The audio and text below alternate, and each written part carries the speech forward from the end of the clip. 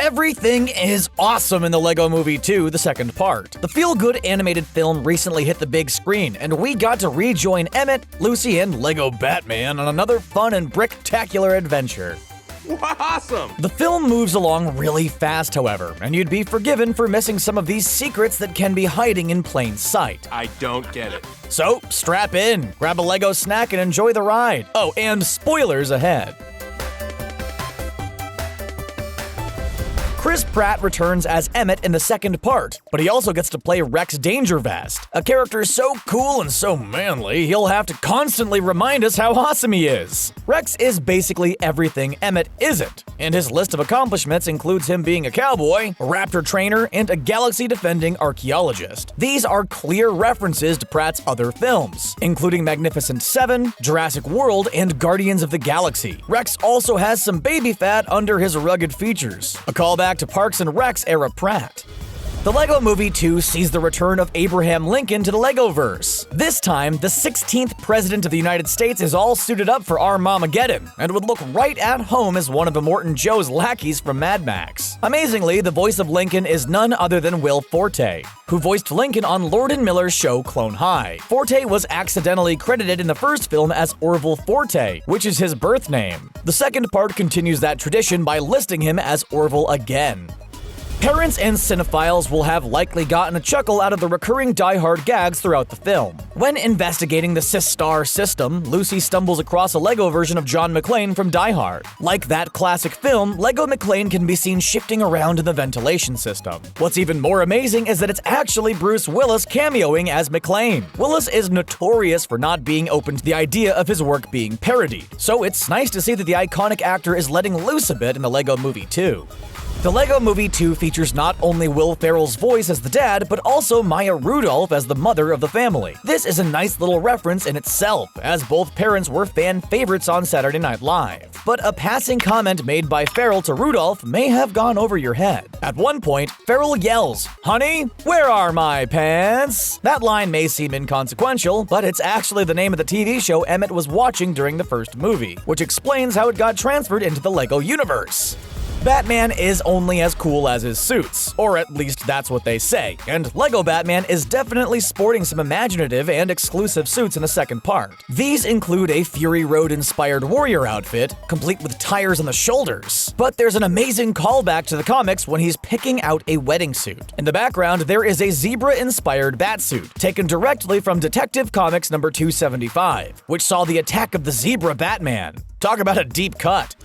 The Lego movies love their references. Every few minutes, there seem to be fun and imaginative references from other properties whizzing by on screen, or being referenced by the characters. Usually, though, these references are one at a time. Not true with the portal. The portal is, of course, a doorway in the real world. But to the Lego folk, it's a stairgate, which is likely a reference to the show Stargate. What's more is that the light around the doorway looks like the rectangle from the Twilight Zone, and while the monoliths come from 2001: A Space Odyssey. Depending on your age, or if you're a parent with children, you may have caught on to this right away. But for those who grew up with Lego and maybe haven't seen any new sets in a while, then you may have been wondering what General Mayhem was. She's actually from a newer line of products called Lego Friends Mini Dolls, which launched in 2012. The sole purpose of this line? To get girls to buy and play with Lego, as they feature more realistic proportions. Guess Bianca was a fan. Kids may not understand what the Lego wasteland is representing, but you bet we clued into the fact that Apocalypseburg was a clear reference to Mad Max Fury Road. Released in 2015, the film went on to be nominated for 11 Oscars and is considered to be a modern action film classic. The setting for that film is a sandy wasteland full of custom spiky vehicles that can spew fire from their exhausts, including one that looks like the Doof Wagon. The Lego movie directly calls this out, with General Mayhem stating for them to look upon their custom vehicles and despair. It seems that Marvel is on top of the world these days, having made a successful and hard-to-replicate cinematic universe. But while those heroes may be dominating box office headlines, they're not helping out their pals in the Lego universe. What's interesting here is that there are a bunch of Marvel Lego characters, but since Warner Brothers own DC and their catalog of characters, fans are still not getting a Marvel-DC crossover, even in the Lego universe. We just want to see Tony and Bruce Wayne interact, just one time. Rex Dangervest was written to be overly manly, macho, and cool to the point of satire. If somehow you missed all the not-so-subtle gags calling this out, Rex's ship is actually shaped like a giant fist, because subtlety is for suckers. And while this design is cool, the fact that Emmett enters the ship through airlock 16+ is great. This is a call out to the age guide on the hardest of all LEGO sets, meaning that Dangervest's ship likely was made from the hardest difficulty setting. How intense, bro? Directors making cameos in films is nothing new, but it's still fun to point out. Interestingly enough, this is the second time Chris McKay has cameoed as the same character in these LEGO films. Who was he, you may be wondering? Well, he's actually one of the first characters we meet in the movie. Chris McKay, who directed the LEGO Batman movie, cameoed as Larry the Barista, and we get to catch up with him in the second part. This time, Larry has fully accepted his Mad Max living situation, complete with mask and mohawk. But the director cameos didn't end with Chris McKay showing up to the party. The LEGO Movie 2 may be Mike Mitchell's film, but the LEGO movies, including LEGO Batman and LEGO Ninjago, are all produced by none other than Phil Lord and Chris Miller. The dynamic duo are two of the biggest directors, writers, and producers working today, and Chris Lord just had to sneak himself into the movie. He's the chocolate bar in Queen Whatever Wannabe's entourage, as well as the horse, the paperboy, and a guy named Chad. The LEGO Movie 2, like many of us, still get a crack out of making fun of the Twilight movies. When Lucy and the gang go to Queen Whatever Wannabe's court, they're greeted by a vampire that's clearly a reference to the Cullens. From the bored British accent to the fact that these vampires sparkle, it's clear that the writers are poking fun at the least threatening vampires to grace the big screen. At least now we know that Bianca isn't on Team Jacob.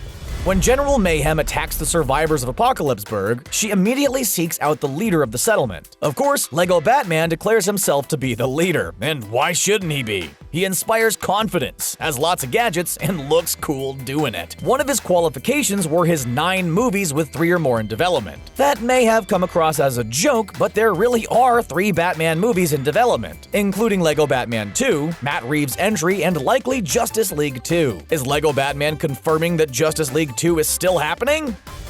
One of the more random characters in the movie comes courtesy of Bananar, the clumsy banana who is constantly tripping all over his peel. We're not sure if he's some sort of court jester for Queen Wannabe or an actual member of the staff, but he's definitely a laughingstock. So who's the voice behind the falling banana? Well, that would be none other than Ben Schwartz. He's perhaps best known for his role as John Ralphio on Parks and Rec, which also co-starred Chris Pratt. Ironically, Schwartz is set to play Sonic the Hedgehog, someone who is very sure on their feet.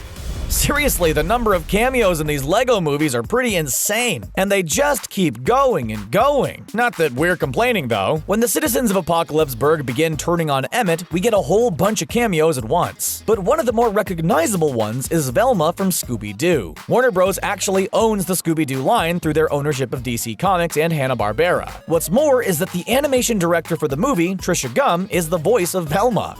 In the first LEGO Batman movie, the classic getup for Harley Quinn made an appearance. Of course, as we know, Harley looks very different these days compared to her original outfit. The LEGO Movie 2 acknowledges this change and shows us a Harley Quinn taken straight from 2016's Suicide Squad flick. That's a suicide mission! Unfortunately, this Harley was not voiced by Margot Robbie, who is poised to play the troublemaker again in Birds of Prey, which is set to release on February 7th, 2020.